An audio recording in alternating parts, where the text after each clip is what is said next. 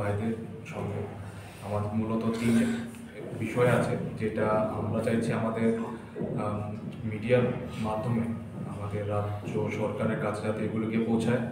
প্রথমত হচ্ছে আমাদের যে রিক্রুটমেন্টের প্রসেসটা হয় সেটা বিগত 2022 থেকে দেখছি থার্ড পার্টি এজেন্সির মাধ্যমে হচ্ছে।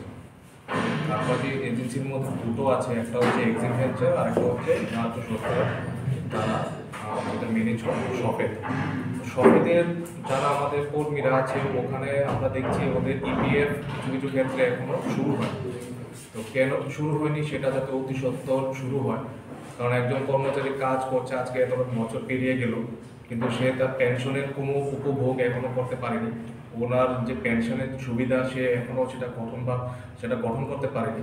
তো সেই কারণে অতি সত্বর যাতে ইপিএফটা শুরু হয় এবং ইপিএফের মাধ্যমে সে তার ভবিষ্যৎ যাতে সুনিশ্চিত করতে যাতে পারে সেটা আমরা রাজ্য সরকারের কাছে আবেদন রাখছি। দ্বিতীয়ত হচ্ছে আমাদের যে কন্ট্রাকচুয়াল বেসিস, আমরা সবাই কন্ট্রাকচুয়াল স্টাফ এখানে আছি, সেখানে আমরাই তো কন্ট্রাকচুয়াল, আবার আমাদের মধ্যে আবার আউটসোর্সিং করে কিছু কর্মচারী নিয়োগ হচ্ছে।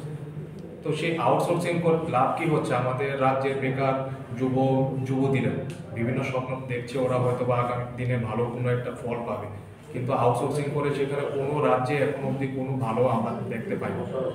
তাই আমরা চাইবো আমাদের রাজ্য সরকার অতি সত্বর সেই আউটসোর্সিংয়ের মাধ্যমে যে রিক্রুটমেন্ট হয় সেটা যাতে অতি সত্বর বন্ধ হয়, এবং আজকে অবধি যা আউটসোর্সিংয়ের মাধ্যমে কর্মচারী নিয়োগ হয়েছে ওনাদেরকে সরাসরি আমাদের মতো আমাদের ডাইরেক্ট ডিপার্টমেন্টের স্টাফ হিসাবে ওদেরকে যাতে মান্যতা দেওয়া হয়, সেটা হচ্ছে আমাদের দ্বিতীয় দাবি।